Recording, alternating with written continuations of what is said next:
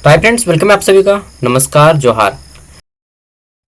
Kolhan university Chaibasa video का part 3 जो कि हमारा अंडरस्टैंडिंग इंडिया का लास्ट पार्ट है और इसमें हम लोग सभी क्वेश्चन को कंप्लीट करेंगे। ठीक है, लास्ट पार्ट आपका, इसमें 6 क्वेश्चन है टोटल और इसके बाद पूरा का पूरा सिलेबस आपका कवर हो जाएगा। ठीक है, तो मैंने बोला था कि रात के 8-9 बज जाएगा यार। ठीक है, तो 9 तो बज ही गया। इसमें 6 क्वेश्चन कौन कौन सा है पहले हम लोग देख लेते हैं एक बार। तो हमारा पहला प्रश्न है कि अलग अलग धर्म, ठीक है, अलग अलग धर्म माने हिंदू, मुस्लिम, सिख, ईसाई, जैन, बौद्ध, ठीक है, अलग अलग समाज मतलब अलग अलग समाज, आदिवासी समाज हो गया और भी समाज, अलग अलग संस्कृति समूह के लोग, इन सभी लोगों ने भारत की स्वतंत्रता, अंग्रेजों से स्वतंत्रता प्राप्ति के लिए एक साथ मिलके सामने आए थे।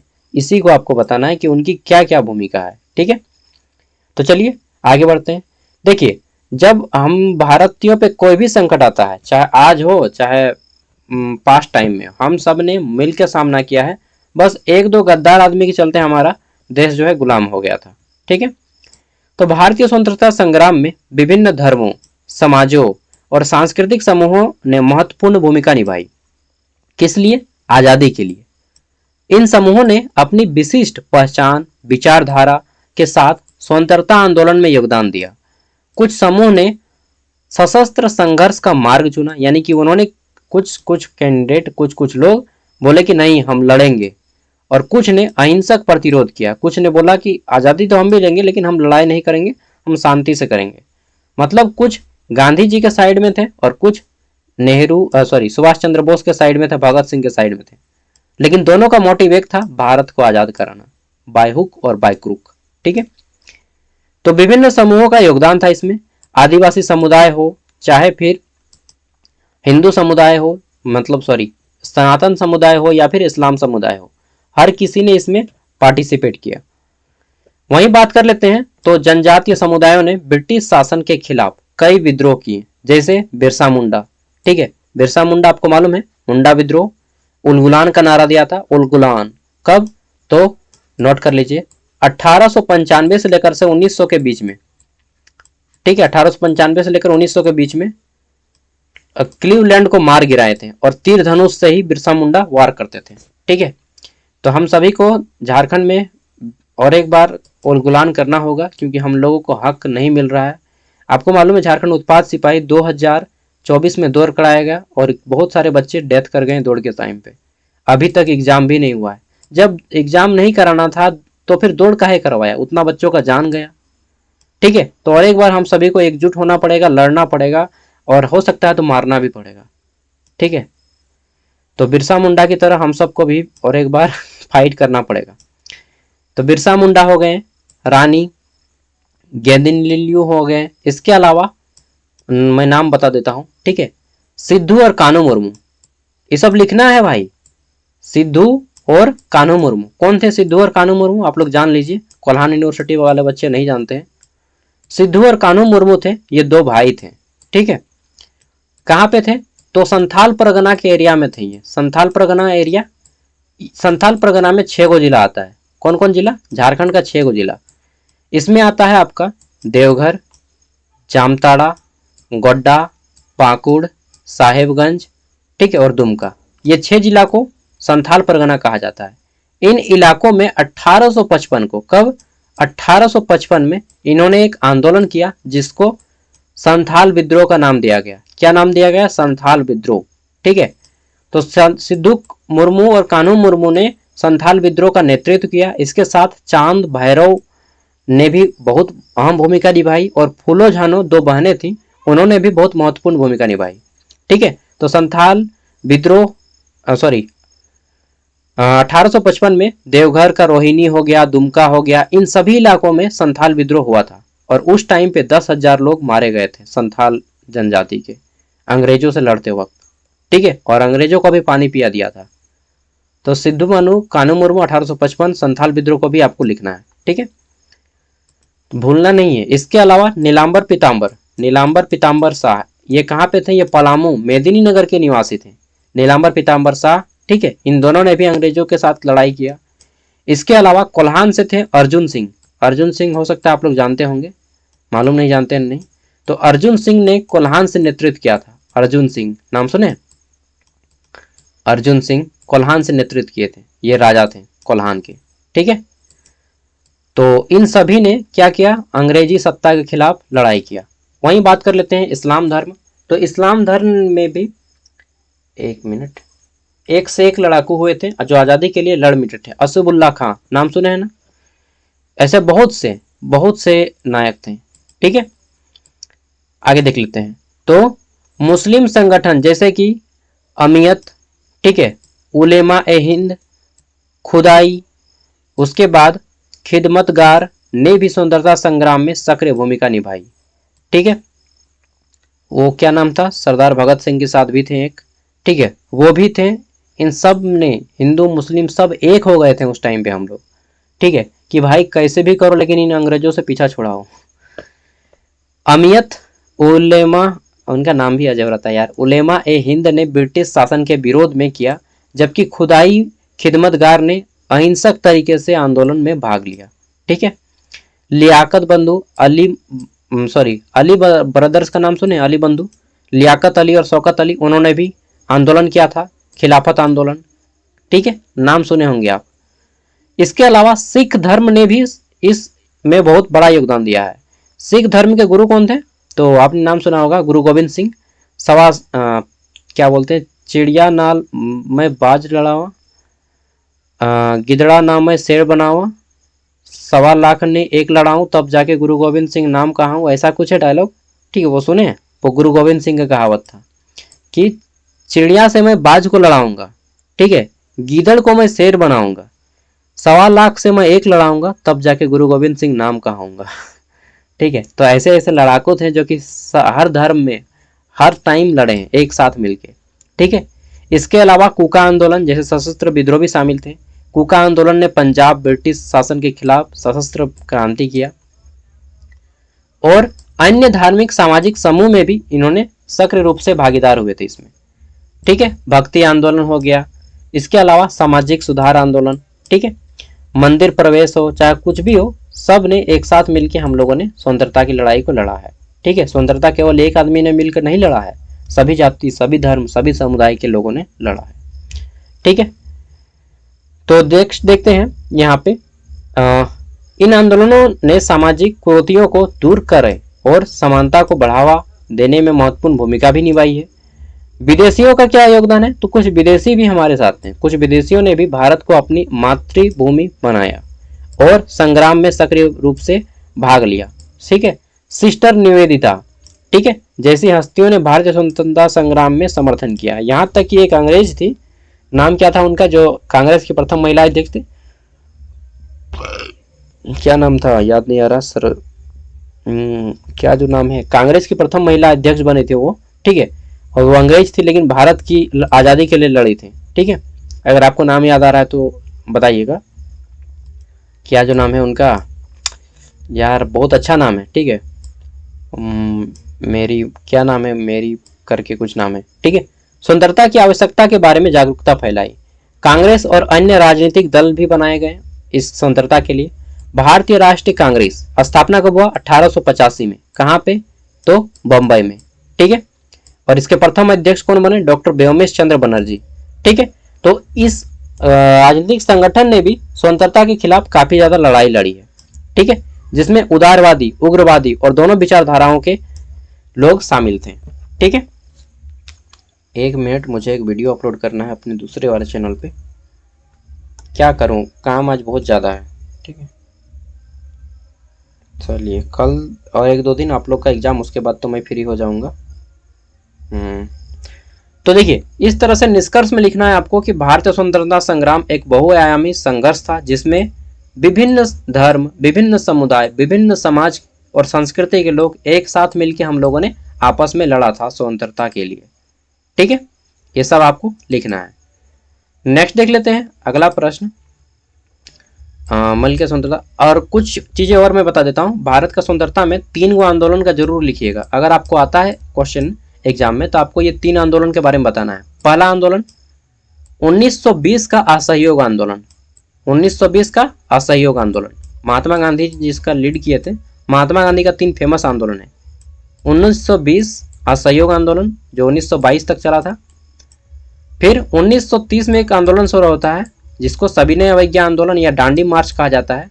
1930 से 1931 चला था ये सविनय अवज्ञा आंदोलन, ठीक है, या डांडी मार्च। और तीसरा आंदोलन है हमारा यहाँ पे भारत छोड़ो आंदोलन जो 1942 में शुरू हुआ था, ठीक है। भारत छोड़ो आंदोलन अगस्त 1942 में शुरू हुआ था। तो ये 3 आंदोलन के बारे में आपको जरूर बताना है, ठीक है। असहयोग आंदोलन, सविनय अवज्ञा आंदोलन और भारत छोड़ो आंदोलन, अगर स्वतंत्रता से संबंधित कोई भी प्रश्न आता है तो। ओके, वहीं हम लोग आगे देख लेते हैं। तो नेक्स्ट हमारा अगला प्रश्न है कि भारत का संविधान का निर्माण कैसे हुआ, ये बताइए, ठीक है। तो देखिए, जब भी क्वेश्चन आए एग्जाम में, सबसे पहले तो आपको देखना है कि हम किस किस क्वेश्चन को बना सकेंगे, ठीक है। आप पहले उसको टिक लगा लीजिएगा। 15 मार्क्स वाले की मैं बात कर रहा हूँ, 5 मार्क्स वाले पे आपको फोकस नहीं करना है, ठीक है। तो आप जिसको बना पाइएगा पहले उसको टिक लगा लीजिएगा, ठीक है। तो भारत का संविधान कैसे बना ये हम लोग जानते हैं। चलिए देखिए, भारत का जो संविधान है विश्व का सबसे बड़ा संविधान है। सबसे पहले आप जो जो सोच पाएंगे उसको एक बार सोच लीजिए, ठीक है। और भारत का संविधान विश्व का सबसे बड़ा लिखित संविधान है। इसमें बहुत सारे देशों की मिलावट की गई है। मिलावट माने बहुत सारे देशों से हमने अच्छी अच्छी बातें इस संविधान में डाली हैं, ठीक है। तो भारतीय संविधान का जो निर्माण शुरू होता है 1946 में शुरू होता है। कब, पूरा डेट बताइए। 9 दिसंबर 1946। 9 दिसंबर, नोट कर लीजिएगा, जनरली भूल जाता है आदमी, मैं भी भूल जाता हूँ। तो 9 दिसंबर 1946 इस दिन भारत का संविधान बनना रेडी हुआ था, ठीक है। एक मिशन आई थी, कैबिनेट मिशन योजना, उस मिशन योजना के तहत जो भारत का संविधान बनना शुरू हुआ, ठीक है। कैबिनेट मिशन योजना के तहत भारत का संविधान बनना शुरू हो गया। और यह कब बन के रेडी हुआ, तो 26 नवंबर 1949 को हमारा संविधान बन के रेडी हो जाता है। 1946 से 1949 2 वर्ष 11 महीना और 18 दिन का समय लगता है इस संविधान को बनने में। कितना, 2 वर्ष 11 महीना और 18 दिन का समय लगता है, ठीक है। यानी कि लगभग 3 साल का समय लगा के हमारा संविधान रेडी होता है। और इसे 26 जनवरी 1950 को लागू किया जाता है। 26 जनवरी 1950 को, आज़ादी के बाद, ठीक है।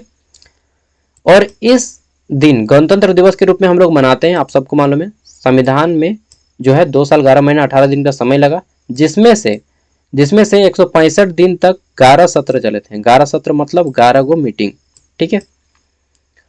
अगला है संविधान निर्माण की प्रक्रिया। तो 1946 9 दिसंबर 1946 को संविधान सभा की प्रथम बैठक हुई और उसी दिन से हमारा संविधान बनना शुरू होता है।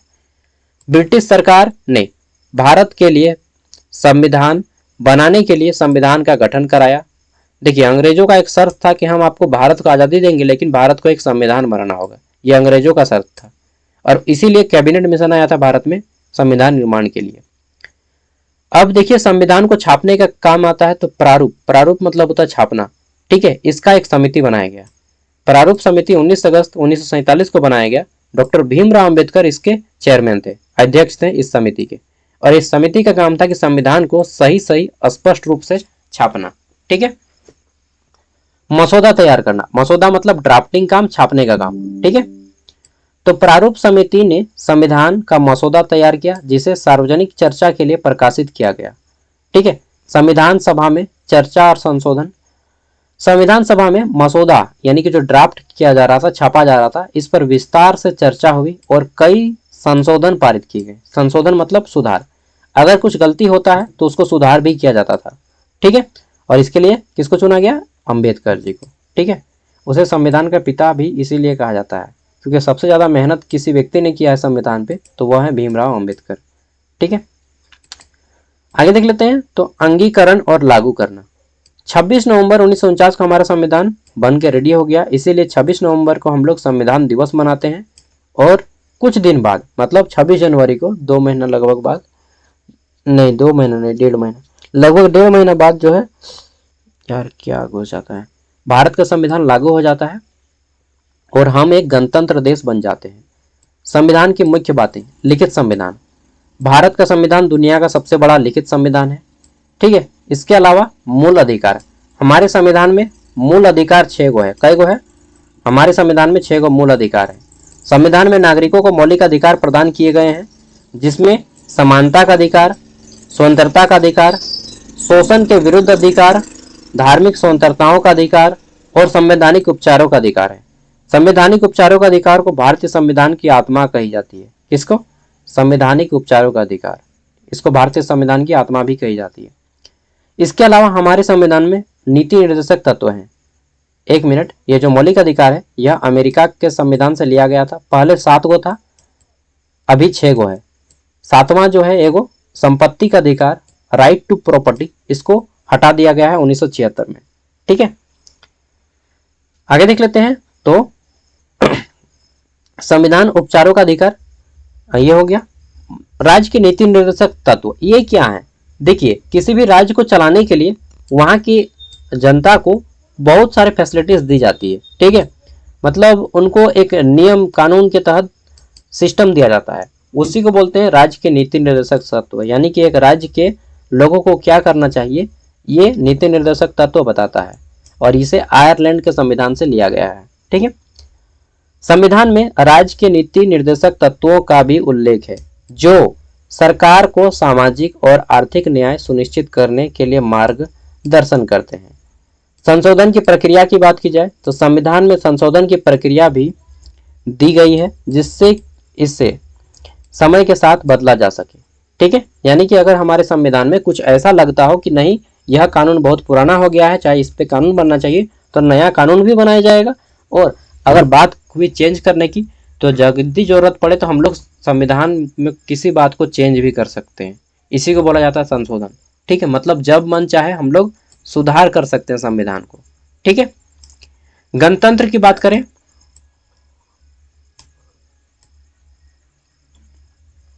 तो आपको मालूम है भारत एक गणतंत्र देश है, जिसका अर्थ है कि अर्थ क्या है इसका कि राष्ट्रपति चुनाव राष्ट्रपति का चुनाव लोगों द्वारा किया जाएगा।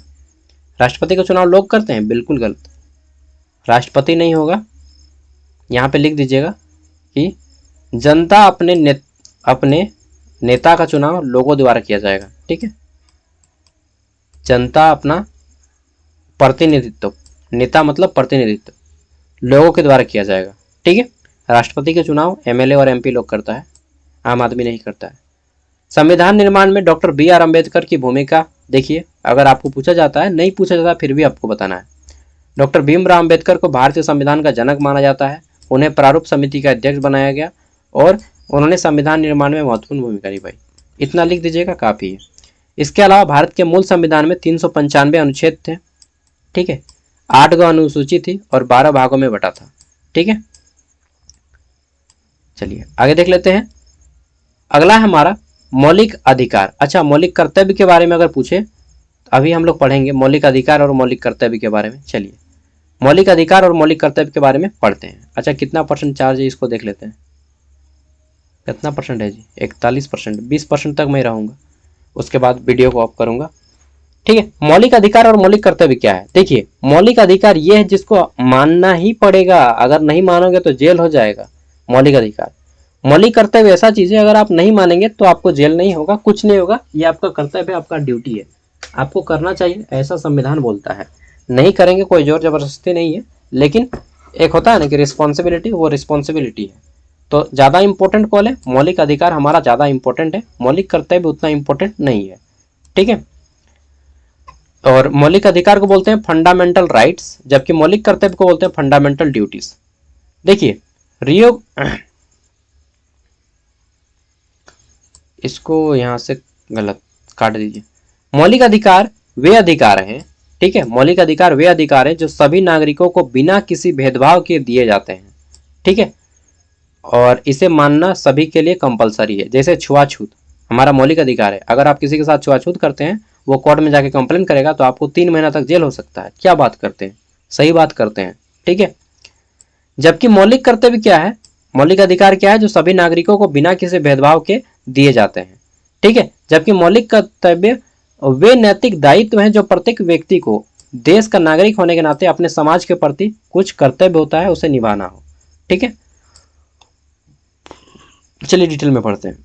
तो भारत के संविधान के भाग 3 में, कितना में, भाग 3 में अनुच्छेद आर्टिकल, जिसको हम लोग बोलते हैं ना कि संविधान के अनुच्छेद 12 से 35, आर्टिकल धारा 12 से 35 तक, ठीक है, मौलिक अधिकारों का वर्णन है और यह अधिकार नागरिकों को व्यक्तिगत सामूहिक रूप से कुछ बुनियादी स्वतंत्रताएं प्रदान करता है। वो 6 को अधिकार दिया गया है। ठीक है। समानता का अधिकार, यानी कि आपको जो है समानता दी जाएगी। कानून के समक्ष समानता, धर्म के समक्ष समानता, जाति के समक्ष समानता, लिंग के समक्ष समानता, जन्म स्थान के आधार पर भेदभाव का निषेध करना। ठीक है। सार्वजनिक रोजगार के मामलों में समानता, यह दिया गया है समानता का अधिकार। ठीक है। दूसरा है हमारा स्वतंत्रता का अधिकार। ये क्या है? स्वतंत्रता का अधिकार। हाँ, भाषण देने का अधिकार, मतलब आप किसी के प्रति अगर लगता है कि कोई लीडर आपके खिलाफ गलत काम कर रहा है तो आप उसको बोल सकते हैं, ये आपको स्वतंत्रता का अधिकार दिया गया है। ठीक है। इसके अलावा अभिव्यक्ति, वही बोलने का अधिकार है, अभिव्यक्ति का अधिकार, भाषण और अभिव्यक्ति का अधिकार स्वतंत्रता है। इसके अलावा सभा करने की स्वतंत्रता है, आप कहीं पे मीटिंग कर सकते हैं, संघ कर सकते हैं, यूनियन बनाने का आपको स्वतंत्रता है। ठीक है। आप ग्रुप बना सकते हैं, समिति बना सकते हैं। देश में कहीं पर भी आने जाने की कोई रोक टोक नहीं है कि इसकी स्वतंत्रता है आपको। ठीक है। निवास करने पे कहीं पर भी आप रह सकते हैं, इसकी स्वतंत्रता है। कोई भी व्यवसाय या व्यापार करने की स्वतंत्रता है आपको। ऐसा नहीं कि आप पाणे हैं तो खाली पूजा करते रहेंगे। ठीक है। या आप तेली हैं तो खाली तेले बेचते रहेंगे, या आप बावन ठाकुर हैं तो खाली चूल्हे काटते रहेंगे, बाल काटते रहेंगे, ऐसा नहीं। आपको जो पेशा पसंद है, आपको जो काम पसंद है, आप वो करने की स्वतंत्रता रखते हैं पूरी पूरी। ठीक है।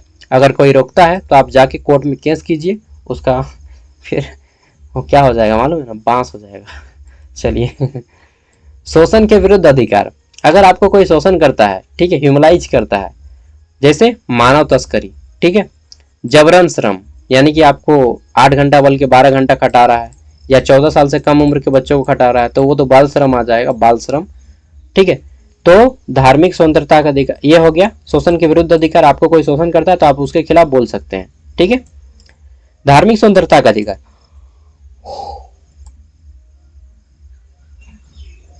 तो बोल दिया गया है कि हर आदमी अपना अपना धर्म मान सकते हैं, और किसी को अपने धर्म मानने का अगर मतलब कोई चाहे कि नहीं आप अपना तुम हिंदू धर्म मानो, सॉरी आप इस्लाम धर्म मत मानो, ठीक है, तो ऐसा कोई बोलता है तो फिर जाओ कोर्ट, क्या करेगा मालूम है ना उसको? क्या देगा? हाँ, बांस देगा। ठीक है। तो हर व्यक्ति को यहाँ पे अपना धर्म मानने का अधिकार है। ठीक है। ना हिंदू बड़ा है, ना इस्लाम बड़ा है, ठीक है, ना सिख बड़ा है, ना जैन बड़ा है, ना बौद्ध बड़ा है, सब इक्वल है हमारे देश में। ठीक है। We all are equal. सांस्कृतिक और शैक्षणिक अधिकार, ठीक है, सांस्कृतिक और शैक्षणिक अधिकार यानी कि कल्चरल, आप अपना कोई भी फेस्टिवल हो, त्यौहार हो, मना सकते हैं। ठीक है। आप अपना किसी भी स्कूल में जाकर के दाखिला ले सकते हैं। नागरिकों को अपनी भाषा बोलने का पूरा अधिकार है। आप अपना खोटा भाषा बोलिए, बांग्ला भाषा बोलिए, उर्दू बोलिए, हो बोलिए, ठीक है, कुरमाली बोलिए, संथाली बोलिए, जो बोलना है बोलो भाई। ठीक है। हर एक भाषा, हर एक लिपि, संस्कृति को सुरक्षित रखने का अधिकार है। ठीक है। संवैधानिक उपचारों का अधिकार ये क्या है कि यदि किसी नागरिक के मौलिक अधिकारों का उल्लंघन होता है तो वह सीधा सर्वोच्च न्यायालय, ठीक है, सर्वोच्च न्यायालय यानी कि सुप्रीम कोर्ट न्यू दिल्ली में जा सकते हैं। ठीक है। या फिर आप हाई कोर्ट में जा सकते हैं, प्रत्येक राज्य में एक हाई कोर्ट होता है, उच्च न्यायालय। या फिर आप सिविल कोर्ट में जा सकते हैं, सिविल कोर्ट प्रत्येक जिला में होता है एक सिविल कोर्ट। ठीक है। तो आप कहीं पर भी जाकर के बोल सकते हैं। ठीक है। ये तो हो गया मौलिक अधिकार। अब आते हैं मौलिक कर्तव्य। तो देखिए मौलिक कर्तव्य जिसको फंडामेंटल ड्यूटी कहा जाता है। ठीक है। ड्यूटी, फंडामेंटल ड्यूटीज, तो फंडामेंटल ड्यूटी 11 है। मौलिक अधिकार शुरू से संविधान में, लेकिन मौलिक कर्तव्य हमारे संविधान में बाद में जोड़ा गया। कब जोड़ा गया? बाद में। ठीक है। इसको देखते हैं कैसा चलता है ये वाला। अच्छा, अलग अलग कलर है ना, चलिए हम लोग ले लेते हैं थोड़ा सा डिफरेंट कलर। तो देखिए मौलिक कर्तव्य जो है फंडामेंटल ड्यूटीज, ठीक है, इनकी संख्या है 11 और इसे बाद में संविधान में जोड़ा गया। मौलिक कर्तव्य को 1976 में 42वें संविधान संशोधन द्वारा जोड़ा गया था। ये कर्तव्य नागरिकों को देश और समाज के प्रति, ठीक है, कुछ जिम्मेदारी पालन करने के लिए प्रेरित करता है। अभी हम लोग जानेंगे संविधान का पालन करना, ठीक है, जैसे उसके आदर्शों को मानना, ठीक है, संस्थाओं, राष्ट्र ध्वज का सम्मान करना, राष्ट्रगान का सम्मान करना, जब राष्ट्रगान हो तो खड़ा हो जाना चाहिए। ठीक है। स्वतंत्रता के महान आदर्शों का पालन करना, भारत की संप्रभुता और एकता को, अखंडता को बनाए रखना, उसकी रक्षा करना, सरकारी संपत्ति की रक्षा करना, ठीक है। देश की रक्षा करना, बुलाए जाने पर अगर देश के हो तो हमेशा तत्पर रहना, ठीक है। भारत के सभी लोगों में मतलब भाईचारे की ओर भावना करना, ठीक है। समरसत्ता बढ़ावा देना, हमारी समग्र संस्कृति और गौरवशाली परंपरा का महत्व समझना और उसका संरक्षण करना, प्राकृतिक पर्यावरण की रक्षा करना और उसका संवर्धन करना, ठीक है। ये सब मौलिक कर्तव्य है, आपको करना है, प्रकृति की रक्षा करना है। वैज्ञानिक दृष्टिकोण, मानववाद और ज्ञान अर्जन, ठीक है, सुधार की भावना का विकास करना, ये सभी आपको पालन करना है। सार्वजनिक संपत्ति की रक्षा करना है, हिंसा से दूर रहना है, ठीक है। व्यक्तिगत और सामूहिक गतिविधियों के सभी क्षेत्रों में उत्कृष्टता के प्रयास करना है।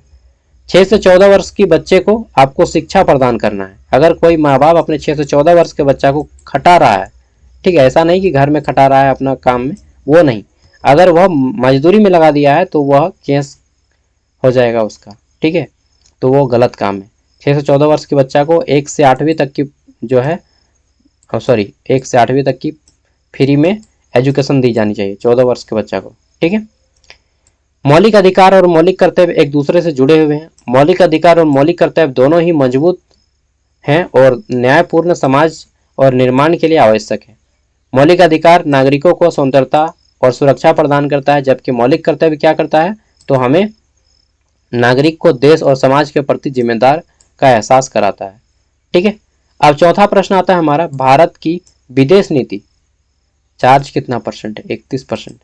भारत की विदेश नीति में गुटनिरपेक्ष का क्या महत्व है, बताइए। What is the importance of non align movement in Indian foreign policy, ठीक है। तो भारत की विदेश नीति के मुख्य तत्व क्या है, what are the main elements of Indian foreign policy, ये बताइए। देखिए, जब भारत मैंने बताया था कि विश्व 2 भागों में बट गया था। द्वितीय विश्व युद्ध कब हुआ था, 1939 से 1945। 1939 से 1945 हुआ था, आपको मालूम है। उस टाइम पे अमेरिका ने जापान के 2 शहरों हिरोशिमा और नागासाकी में बम गिरा दिया था, ठीक है। उसके बाद विश्व जो है 2 भागों में बट गया। एक साइड हो गया अमेरिका के साइड में, ठीक है, बहुत सारा देश अमेरिका के साइड से लड़ने लगा, और बहुत सारा देश रूस मालूम है विश्व का सबसे बड़ा देश है क्षेत्रफल के आधार पे। व्लादिमीर पुतिन इसके राष्ट्रपति हैं यार, डेंजर है, मैं मानता हूँ, बहुत अच्छा है, ठीक है। रूस और दूसरा है अमेरिका, ठीक है। तो ये 2 देशों में भारत पूरा विश्व बट गया, बहुत सारा देश इसके साइड में चला गया तो कोई उसके साइड में, ठीक है। 1 मिनट, तो मच्छर लोग भी काटता है ना। इसी टाइम पे हम लोग आज़ादी हुए थे, बस जस्ट आज़ाद हुए थे हम लोग, और पूछा जा रहा था कि भारत तुम अमेरिका साइड में है या रूस के साइड में। रूस को उस टाइम पे सोवियत संघ कहा जाता था। क्या कहा जाता था, सोवियत संघ, ठीक है, सोवियत संघ 1991 के बाद से रूस नाम हुआ। तो भारत से पूछा गया तो भारत बोला कि नहीं, ना तो हम अमेरिका के साइड में है ना हम रूस के साइड में, हम अपना है निष्पक्ष, हम किसी के साथ नहीं लड़ेंगे। भारत बोला और किसी को आना है भाई मेरे साथ, तो ब्राजील भी आ गया, ठीक है, और भी बहुत सारे देश भारत के साथ आ गए जो बोले कि हम ना रूस के साइड में जाएंगे, मतलब हम लड़ाई नहीं करेंगे यार, मेरे पास शक्ति है नहीं है लड़ने का, तो ठीक है। और इसका अगुवाई किए थे पंडित जवाहरलाल नेहरू ने, ठीक है। और इसी को नाम दिया गया गुट निरपेक्ष, मतलब हम किसी भी गुट के पक्ष में नहीं जाएंगे, हम निरपेक्ष रहेंगे, गुट निरपेक्ष आंदोलन, ठीक है। यही भारत की विदेश नीति है, ठीक है। और भारत की विदेश नीति के तहत आपको पंचशील समझौता भी पढ़ना है, चलिए हम लोग पढ़ते हैं। भारत की विदेश नीति 2 मुख्य तत्व है, गुट निरपेक्षता और पंचशील। पंचशील यह भारत और चीन के बीच में 5 सिद्धांतों पे समझौता हुआ था, अभी हम लोग जानेंगे। बाप रे, बड़ी दर्द करता है दोस्त, दिन भर आज वीडियो बना बना के हूँ यार, क्या बताएं। चलो, हंस के चाहे रो के पढ़ना तो पड़ेगा, ठीक है। आगे देखते हैं। तो भारत की विदेश नीति 2 मुख्य तत्व है, क्या है, गुट निरपेक्ष। गुट निरपेक्ष को तो हमने समझ लिया कि भारत किसी भी देश के साइड में नहीं रहेगा, हम लड़ाई नहीं करेंगे, ठीक है। अपना पैसा वेस्ट क्यों बर्बाद करे यार, एनर्जी अपना। पंचशील, पंचशील भारत और चीन के बीच में, पहले मैं बता देता हूँ उसके बाद समझिएगा, मतलब पहले समझ लीजिए उसके बाद पढ़िएगा। भारत और चीन, मालूम है भारत चीन पड़ोसी देश है, और पड़ोसियों के बीच में आपस में झगड़ा होते रहता है। तो हम लोग बोले हैं कि भाई हम लोग आपस में क्यों लड़ेंगे, कब, 1954 में, नेहरू जी ने बोला कि हम लोग आपस में नहीं लड़ेंगे, भारत चीनी भाई भाई, ठीक है, ऐसा हम लोगों ने माना। और 5 को हम लोगों के बीच में समझौता हुआ। कब? 1954 में 5 समझौता हुआ। जैसे हम दोनों देश एक दूसरे पर कभी आक्रमण नहीं करेंगे। दूसरा समझौता ये हुआ कि हम दोनों देश एक दूसरे की आर्थिक स्थिति के ऊपर बढ़ावा देंगे, दोनों को एक दूसरे को व्यापार में बढ़ावा देंगे। तीसरा समझौता ये हुआ कि हम दोनों देश एक दूसरे की आंतरिक मामला में कोई हस्तक्षेप नहीं करेंगे, ठीक है। इसके अलावा सांस्कृतिक कल्चर का आदान प्रदान करेंगे और कुछ कुछ था। तो 5 को समझौता इस तरह से बना 1954 में। लेकिन 1962 में भारत और चीन के बीच में युद्ध हो जाता है। हम लोग सोचे कि यार हम लोग भारत चीन भाई भाई हैं, लेकिन चीन हमसे युद्ध कर देता है 1962 में, और हम लोग तैयार नहीं रहते हैं, जिसके कारण हम लोग 1962 का युद्ध हार जाते हैं, ठीक है, चीन से। चलिए अब समझ गए होंगे पूरा। तो भारत का जो विदेश नीति है 2 चीजों पे निर्भर करता है। गुटनिरपेक्ष 2 तत्व है और दूसरा है पंचशील, ठीक है। गुटनिरपेक्ष का अर्थ है कि किसी भी सैन्य गुट में शामिल न होना और अपनी स्वतंत्रता विदेश नीति बनाए रखना। पंचशील का अर्थ है कि 5 सिद्धांत जो भारत और चीन के बीच में 1954 में समझौते निर्धारित किए गए थे और बाद में भारत की विदेश नीति का एक महत्वपूर्ण हिस्सा बन गया, ठीक है। आगे बात करते हैं। तो सिद्धांत यह एक दूसरे की क्षेत्रीय अखंडता पे, ठीक है, हम कभी बात नहीं करेंगे आंतरिक मामला, मतलब आप अपने राज्य के अंदर कुछ भी करें, दूसरा देश आपको कोई हस्तक्षेप नहीं करेगा। संप्रभुता का सम्मान करना, दूसरा क्या है? अपनी संप्रभुता का सम्मान करना। एक दूसरे पर आक्रमण न करना, तीसरा बात यह है। चौथा है कि एक दूसरे के आंतरिक मामलों पर हस्तक्षेप न करना, ठीक है। और समानता और पारस्परिक लाभ और शांतिपूर्ण सह अस्तित्व करना। ये 5 को समझौता था। मुझे याद था यार, मैं 12th में पढ़ा था इसको 2019 में, ठीक है, मैंने 12th 2019 में दिया है। चलिए, तो 4 को याद था, ये वाला मुझे याद नहीं था। समानता और पारस्परिक लाभ और शांतिपूर्ण सह अस्तित्व। चलिए, मेरा पॉलिटिकल साइंस बहुत मस्त स्ट्रॉन्ग था। मेरा पॉलिटिकल साइंस में 85 मार्क्स आया था आउट ऑफ 100 12th में। चलिए, 12th का बाद छोड़ो, हो सकता है आप में से कोई हमसे ज़्यादा लाए होंगे, ठीक है। तो ये है गुटनिरपेक्ष, गुटनिरपेक्षता, ठीक है। क्या है?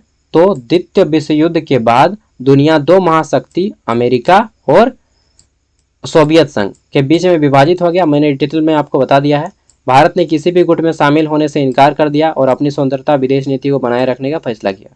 गुटनिरपेक्षता का अर्थ है कि हम सैन्य गठबंधन में शामिल नहीं होंगे, अपनी विदेश नीति को बनाए रखेंगे, ठीक है। क्योंकि अगर हम लड़ाई करेंगे तो अल्टीमेटली पैसा तो हमारा ही खर्चा होगा ना भाई, ठीक है। यह तटस्थता, तटस्थता मतलब कि किसी भी के भी पक्ष में नहीं जाएंगे, गैर भागीदारी या अलगाववाद नहीं करेंगे। यदि किसी भी सैन्य संगठन के प्रति प्रतिबद्धता से इनकार करने और स्थित तथ्यों के आधार पर विदेशी मामलों पर एक स्वतंत्र रुख बनाए रखने के बारे में हम लोगों ने विचार किया। पंचशील क्या है? तो जल्दी से बता देते हैं, सब तो बता ही दिए हैं, फिर भी 5 सिद्धांतों के बीच भारत चीन के बीच में हुआ। ये सारे टॉपिक पढ़ लीजिएगा। मेरा लैपटॉप कंप्लीट हो रहा है, इसलिए मैंने इसको फटफटा के पार कर रहा हूँ। फिर 1962 का भारत चीन युद्ध हुआ, जिसमें भारत की हार होती है, ठीक है। चलिए, और बस कंप्लीट हो जाता है कि समकालीन युग में भारत चीन संबंध में सुधार आया है। इन सिद्धांतों में विश्वास जो है फिर से दोहराया गया है। According to organisation of for research on China and Asia. और का ये क्या है? ये एक मतलब ये एक रिसर्च पेपर है, इसके आधार पे ये लिखा गया है, ठीक है। इन सिद्धांतों ने भारत और चीन की विदेश नीति को आकार देने में महत्वपूर्ण भूमिका निभाई, आज भी प्रासंगिक है। और बात करें तो भारत चीन से अमीर है या गरीब है, मजबूत है या कमज़ोर है, तो डेफिनेटली अमीर है, मजबूत है, ठीक है। और भारत मतलब चीन लोगों ने बहुत दिमाग वाला है यार, मजाक नहीं बोल रहा हूँ। उन लोगों पे कोई आक्रमण न करे, इसीलिए उन लोगों ने दीवार बना दिया है, चीन की महान दीवार, ग्रेट वॉल ऑफ चाइना, नाम सुने? इसको अंतरिक्ष से भी देखा जा सकता है। तो ऐसा मत सोचिएगा कि चीन कमजोर देश है। अरे भाई पानी पिया देगा अमेरिका को, क्या लगता है? चीन कोरोना पूरा विश्व में फैला देता है, तो क्या लगता है आपको कि मतलब कमजोर होगा भारत से? नहीं, चीन हम लोग से आगे है, हाँ। लेकिन हम लोग इसी तरह से अगर गवर्नमेंट जॉब की तैयारी करते रहेंगे ना, तो और हम लोग पीछे हो जाएंगे। हम लोग को चाहिए कि हम लोग टेक्निकली आगे बढ़ें, ठीक है, अपना कोई धंधा पैसा लेके काम करें, बेरोजगारी निठल्ला बैठे मत के गवर्नमेंट जॉब की तैयारी करेंगे, तो चीन क्या पाकिस्तान भी हमसे आगे हो जाएगा, ठीक है। और जो लोग मास्टर लोग बोलता है ना कि गवर्नमेंट जॉब की तैयारी करो और अच्छा खासा नौकरी लग जाएगा, कहीं पे सेटल हो जाओगे, तो उन लोग को समझाओ कि बाप बोल देगा, तुम एगो क्वेश्चन तो दे देंगे ना, तो बाप बोल देगा मास्टर हुआ को, ठीक है, बात बोलता है, हाँ नहीं तो। चलिए, झारखंड में पेशा अधिनियम के मुख्य विशेषताओं को लिखें। पेशा क्या है? Panchayat extension is extension of scheduled area, यानी कि भारत झारखंड के जनजातीय एरिया में पंचायत राज का प्रसार करना, प्रचार प्रसार करना, ठीक है। मेरा बैटरी खत्म हो गया यार। झारखंड में पेशा अधिनियम 1996 में विशेष रूप से लागू किया गया, ठीक है, और ताकि झारखंड के हर एक इलाके में गांव गांव तक पंचायत का प्रचार प्रसार हो, ठीक है। इसको पढ़ लीजिएगा क्योंकि इंपॉर्टेंट है, और मैं नहीं करा पाऊंगा क्योंकि मेरा लैपटॉप स्विच ऑफ हो जाएगा, तो फिर हो सकता है वीडियो सुबह को आए, इसलिए मैं नहीं चाहता सुबह को आए, वीडियो अभी ही आप लोग को मिल जाए, ठीक है। अंतिम क्वेश्चन है, पंचायती राज व्यवस्था का व्याख्या करें। देखिए मेरा बैटरी भी डाउन हो गया। चलिए, क्यूआर कोड नहीं दूंगा, एग्जाम अच्छा गया तो क्यूआर कोड दूंगा, एग्जाम अच्छा नहीं गया तो आपका क्यूआर कोड नहीं मिलेगा, ठीक है। चलिए, तो मैं उम्मीद करता हूँ सभी का एग्जाम अच्छा ही जाएगा। एग्जाम के लिए ऑल द बेस्ट है आप सभी को। यार अगर आप तीनों पार्ट देखें ना, पार्ट 1, पार्ट 2 और पार्ट 3, तो मैं गारंटी लेता हूँ कि आपका एग्जाम अच्छा ही जाएगा, ठीक है। एक दो क्वेश्चन आउट ऑफ सिलेबस आएगा तो आएगा, नहीं तो सभी क्वेश्चन सिलेबस के अंदर से ही आएगा, ठीक है। तो नो टेंशन से होके जाइए, आराम से एकदम घूमिए फिरिए और एग्जाम दीजिए। ऑल द बेस्ट है मेरी ओर से। चलिए, और एक पेपर बचा है मात्र, एनवायरमेंटल स्टडीज़, पर्यावरण अध्ययन का, उसके बाद आप लोग एंजॉय कीजिएगा, ठीक है। Thank you, bye bye, all the best, take care. एक बार पढ़ लीजिएगा और एग्जाम से पहले जब घुसिएगा उस टाइम पे इसको रिवाइज कर लीजिएगा, ठीक है। बस सरसरी निगाह से पढ़ लीजिएगा। ओके दोस्त, ऑल द बेस्ट। बाइक को धीरे चलाइएगा।